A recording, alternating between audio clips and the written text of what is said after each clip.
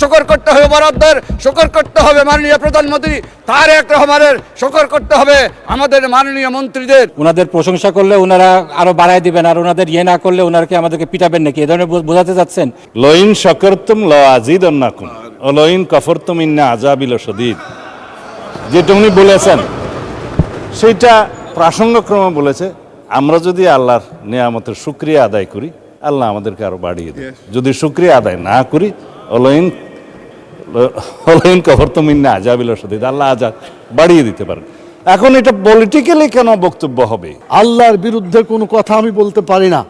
আমাকে যে শক্তি আল্লাহ দিয়েছেন, এই শক্তি দিয়ে আল্লাহর বিধিবিধানের পক্ষে আমাকে কথা বলতে। ধন্যবাদ। আসলে মাননীয় স্পিকার, কোরআন হাদিসের আয়াত এবং যেই রাসূল ইসলামের বাণীগুলো আছে এগুলো তো আসলে ঠাট্টা বিদ্রুপের বিষয় না। যার ফলে বাজেট ঘোষণার পর দ্রব্যমূল্য বৃদ্ধি পায়নি, জনগণ হতাশ হয়নি, বরং স্বস্তিবোধ করেছে। মাননীয় স্পিকার, খালি আমাদের ডান পাশের বন্ধুরা কেন সেদিন মিছিল করেছিল জানতে পারি নাই। মাননীয় স্পিকার, আমাদের কাছে এসে আমাদের প্রধানমন্ত্রীর কাছে, আমাদের মাননীয় মন্ত্রীদের কাছে বাজেট চাইবে, বরাদ্দ চাইবে, কিন্তু রাস্তায় যেয়ে মিছিল করবে।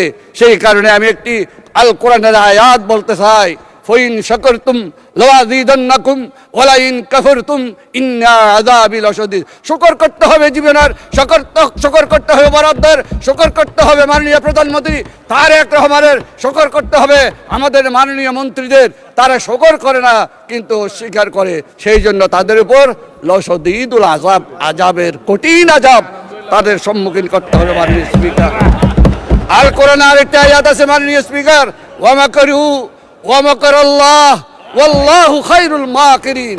তোমরা বলেছ, তোমরা বুঝেছ, তোমরাই কৌশলী, আপনারাই কৌশলী, কিন্তু আল্লাহ বলছেন আমি শ্রেষ্ঠ কৌশলী। আর যারা আমার সাথে কৌশল খাটায় তাদের অবস্থা খুবই শোচনীয়। মাননীয় স্পিকার, আসলে মাননীয় স্পিকার, কোরআন হাদিসের আয়াত এবং যেই রাসূল ইসলামের বাণীগুলো আছে এগুলো তো আসলে ঠাট্টা বিদ্রুপের বিষয় না। এটা নিয়ে যদি ঠাট্টা বিদ্রুপ করা হয় তাহলে আসলে খুবই দুঃখজনক। এখানে কোরআনের আয়াত কোট করা হয়েছে, লাইন শাকারতুম লাযীদান্নাকুম ওয়া লাইন কাফারতুম ইন্না আযাবি লাশাদীদ। ওনাদের প্রশংসা করলে ওনারা আরো বাড়ায় দিবেন, আর ওনাদের ইয়ে না করলে ওনারকে আমাদেরকে পিটাবেন নাকি, এ ধরনের বোঝাতে চাচ্ছেন? এটা তো আসলে ভুল ব্যাখ্যা হচ্ছে, এটা খুব ভুলভাল বিষয়। এ ব্যাপারে রাসূল ইসলামের কঠোর সতর্কবাণী এসেছে যে এইগুলা বিষয়ে ঠাট্টা বিদ্রুপ করার বিষয় না। আমি মাননীয় প্রধানমন্ত্রী যখন ছিলেন আমাদের দেশনেত্রী বেগম খালেদা জিয়া, সেই সময়ের একটা জাস্ট খালি ঘটনা উল্লেখ করছি। সেই সময় শাহবাগের সময় কোরআন হাদিস নিয়ে অনেক বিদ্রুপ হচ্ছে, ঠাট্টা তামাশা হচ্ছে। সে সময় একটা চিঠি লেখা হয়েছিল, সেই চিঠিটা নিয়ে যখন আমরা গেলাম তিনি বললেন কোরআনের একটা আয়াত, সূরা তওবার একটা আয়াত তোমরা যোগ করতে পারো না? কুল আবিল্লাহি ওয়া বিআয়াতিহি ওয়া বিরাসূলিহি ইস্তাহজিউন। এখানে তোমরা কি আল্লাহর আয়াত, আল্লাহকে নিয়ে, আল্লাহ রাসূলকে নিয়ে, আল্লাহর আয়াত কিনে তোমরা ঠাট্টা মশকরা করছো? তো এটার জন্য যদি তোমরা করো তাহলে তোমাদের অবস্থান হবে জাহান্নামে। তো এই জিনিসটা আমাদেরকে খুব সতর্কভাবে নিতে হবে। কোরআন হাদিসের ভুল ব্যাখ্যা, কোরআন হাদিসের এরকম অবমাননাকর কিছু বিষয়, এগুলো আমাদেরকে কোনোভাবে করা যাবে না। এটার ব্যাপারে আপনার দৃষ্টি আকর্ষণ করছি মাননীয় স্পিকার। ধন্যবাদ মাননীয় সদস্য। আমার আলমগীর মাহমুদুল্লাহ ফরিদ একজন পুরনো সংসদ সদস্য। আমার মনে হয় না যে কোরআন হাদিস নিয়ে তিনি কোনো ব্যঙ্গাত্মক কমেন্ট করতে পারেন। তারপরেও আমরা পরীক্ষা করে দেখব, যদি কোনো ভুল ধরনের ব্যাখ্যা দেওয়া হয় কোরআন হাদিসের, সেটা এক্সপান্সড হবে। এবং কোরআন হাদিসের ভুল ব্যাখ্যা, বাংলাদেশ একটি মুসলিম প্রধান দেশ, এই দেশে কখনোই গ্রহণযোগ্য হবে না। পরবর্তী বক্তা জনাব সালাউদ্দিন আহমেদ, আপনাকে 1 নম্বর বলেছে, এটা আপত্তি আছে আপনার? বলেন, স্বরাষ্ট্রমন্ত্রীকে মাইক দেন। মানে স্পিকার, আমি বিতর্কে যাব না, কিন্তু একটা ভুল মেসেজ যাবে বিরোধী দলের পক্ষ থেকে যখন একটা অভিযোগ আকারে বা যে কোনো আকারে বলা হোক যে আমাদের একজন মাননীয় সংসদ সদস্য কোরআন আয়াতের ভুল ব্যাখ্যা দিয়েছে। আমি প্রথমে বলি, আলমগীর মোহাম্মদ মাহফুজুল্লাহ ফরিদ একজন মৌলানা, মাদ্রাসা পাস, দাখিল আমার পাশে ছিল, তিনি অন্তত এই উদ্দেশ্যটা বলেন, লইন শাকারতুম লাযীদান্নাকুম ওয়া লইন কাফারতুম ইন্না আযাবি লাশাদীদ, যেটা উনি বলেছেন সেটা প্রাসঙ্গক্রমে বলেছে। আমরা যদি আল্লাহর নিয়ামতের শুকরিয়া আদায় করি, আল্লাহ আমাদেরকে আরো বাড়িয়ে দেয়। যদি শুকরিয়া আদায় না করি, অলইন কাফারতুম ইন্না আযাবি লাশাদীদ, আল্লাহ আযাব বাড়িয়ে দিতে পারেন। এখন এটা পলিটিক্যালি কেন বক্তব্য হবে? এটা দিয়ে কেন পয়েন্ট অফ অর্ডারে বাড়ানো হবে? এটা ঠিক হয় না মাননীয় স্পিকার। তিনি বলেছেন, সৎ উদ্দেশ্যেই বলেছেন, এবং আমরা যেন আল্লাহর শুকর গুজার করি। এইটাকে পলিটিক্যালি আমার মনে হয় মিস ইন্টারপ্রিট করা ঠিক হবে না মাননীয় স্পিকার। আমরা এই 92% মুসলিম দেশে, জনসংখ্যার দেশে, আমাদের এই মহান জাতীয় সংসদে কোনো সংসদ সদস্যের বক্তব্য যদি ভুলক্রমেও ইসলামের প্রতি অবমাননা যদি মূলক হয়, এটা আমরা নিন্দা করব, কিন্তু এইভাবে পলিটিক্যালি ইউজ করা ঠিক হবে না মাননীয় স্পিকার। ধন্যবাদ। ধন্যবাদ মাননীয় সদস্যবৃন্দ। আমি তো বললাম যে আলমগীর মোহাম্মদ মাহফুজুল্লাহ ফরিদ তিনি কোনো ব্যঙ্গাত্মক কথা এখানে বলবেন না, তিনি একজন প্রবীণ সংসদ সদস্য। তারপরেও তিনি যে মাদ্রাসার ছাত্র সেটাও বলা হলো। আপনারা নিশ্চয়ই হয়তো ওনাদের চেয়ে বেশি জানেন, অনেক আলেম ওলামা আপনাদের মধ্যে থাকতে পারে, এটা নিয়ে বিতর্ক হোক এটা চাই না। আমরা সবাই মুসলমান, এখানে অধিকাংশই মুসলমান, এই দেশটারও 92% মানুষ মুসলমান। সুতরাং এগুলো নিয়ে সংসদে কোনো রকম বিরূপ আলোচনা হোক, এসব স্পর্শকাতর বিষয়, এটা তো চাই না। ঠিক আছে, সেটা আমি ইতিমধ্যে মাননীয় সদস্য আমি বলেছি, আমি পরীক্ষা করে দেখব যদি না না মাইক ছাড়া বলবেন না, না না 1 সেকেন্ডও না, এটা স্পর্শকাতর বিষয়।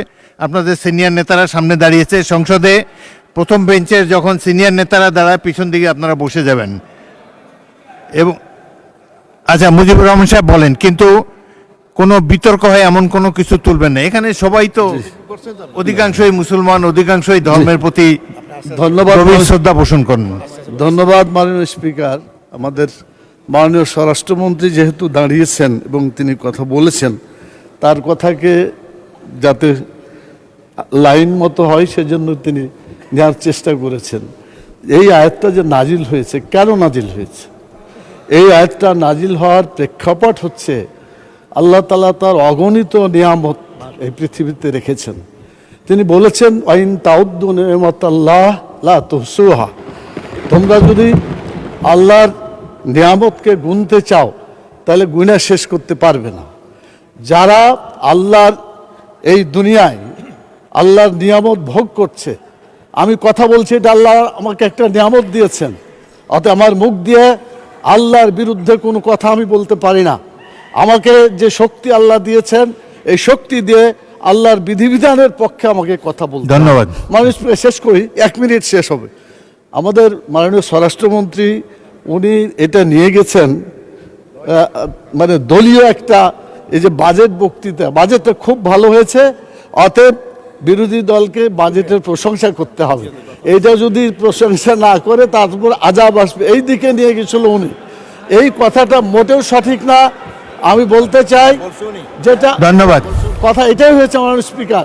আমার মনে হয় আপনি যদি প্রয়োজন মনে করেন একজন আলিমের কাছে যে বলবেন, কোনো মানুষের অবদানের কথা এখানে বলা হয়নি।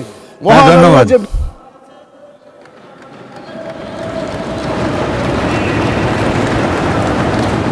ধন্যবাদ মাননীয় সদস্য বসুন।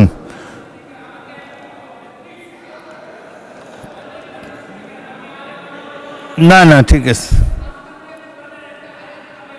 না না আমি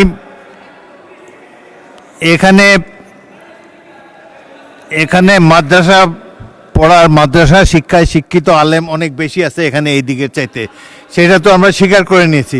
তবে আমার এই ট্রেজারি বেঞ্চও 2-1 জন আছে। ওই দিন আপনি বলেছেন ভালো, অলরেডি আপনি কিছু জানেন, এটা তো আমরা ধরে নিলাম। এখন আপনি বললে আবার একটা বিতর্ক শুরু হবে। Kamruzzaman Ratan, no more please, আমাদের বাজেট বক্তৃতায় যেতে হবে। পরে আরেক সময় আরেক দিন বলেন, আপনারা এটা জমা রাখেন, পরের দিন আরেক সময়। আচ্ছা বলেন, কিন্তু কোনো বিতর্কের সৃষ্টি করবেন না। ওয়াদা করলাম। আচ্ছা কামরুজ্জামান বলুন। বিসমিল্লাহির রহমানির রহিম। আমি আলেমুল আমাদের মাঝখান দিয়ে যে কথাটা বলবো, যদি ভুল হয় ওনারা শুদ্ধ করে নেবেন। পবিত্র কোরআনে একটা আয়াতের মধ্যে আছে, সামিআনা ওয়া আতানা, আমরা শুনলাম এবং এতায়াত করলাম, যা সহি তারাই যেন আমরা আমল করি, এই আমলের মধ্যে দিয়ে আমাদের যেন পরিশুদ্ধতা থাকে। ধন্যবাদ মাননীয় স্পিকার। ধন্যবাদ মাননীয় সদস্যবৃন্দ। পরবর্তী বক্তা মোহাম্মদ কয়সার আহমদ, 226 সুনামগঞ্জ 3। আপনার সময় 6 মিনিট। চিফ হুইপ, আপনিও আরবি একটা আয়াত পড়বেন। বিসমিল্লাহির রহমানির রহিম।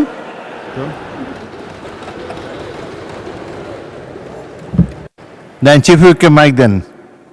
অনুরোধ করতে চাই মাননীয় স্পিকার আপনার মাধ্যমে সকল মাননীয় সংসদ সদস্যের কাছে, মানে সিনিয়র লিডাররা দাঁড়ালে অন্যান্য সদস্যবৃন্দ আছেন তারা স্বাভাবিকভাবেই বসবেন এবং সিনিয়ররা কথা বলবেন। আর আমরা যেহেতু 92% মুসলমান এবং আমরা আল্লাহকে গভীরভাবে বিশ্বাস করি, অন্তর দিয়ে বিশ্বাস করি, রসুলকেও বিশ্বাস করি। আমাদের মাননীয় সদস্য যিনি বক্তব্য রাখছেন মাহফুজুল্লাহ ফরিদ সাহেব, তিনি একজন আলেম। তা আপনি তার কাছেও জিজ্ঞেস করতে পারেন তিনি ব্যঙ্গাত্মকভাবে বলেছেন নাকি অত্যন্ত মানে মানে হৃদয় খুলেই কথাটা বলেছেন যে আমরা সবাই যেন সহিভাবে গ্রহণ করতে পারি। এই কথাটা তো মাহফুজুল্লাহ ফরিদ সাহেব তিনি স্বীকার করেন যে আমরা যে কথাটা বলেছি সেটা কোনো ব্যঙ্গাত্মকভাবে বলে নাই এবং কেউ পরিহাস করার জন্য না, ঠাট্টা বিদ্রুপের জন্য না। এটা একান্তভাবেই আমাদের সকলের মানে আমলকে আরও সহি এবং শক্তিশালী করার জন্য বলা হয়েছে। কাজে মাননীয় স্পিকার এই আলোচনাটা এখানেই শেষ হোক এবং আমরা সবাই মুসলমান, আমরা সেটা বিশ্বাস করি। হ্যাঁ, আর সিনিয়ররা বক্তৃতা দিলে মাননীয় স্পিকার আপনি জুনিয়রদের সঙ্গত কারণে আপনি গ্রহণ করবেন না, সেটা আমার কাছে প্রত্যাশা করি। ধন্যবাদ মাননীয় স্পিকার।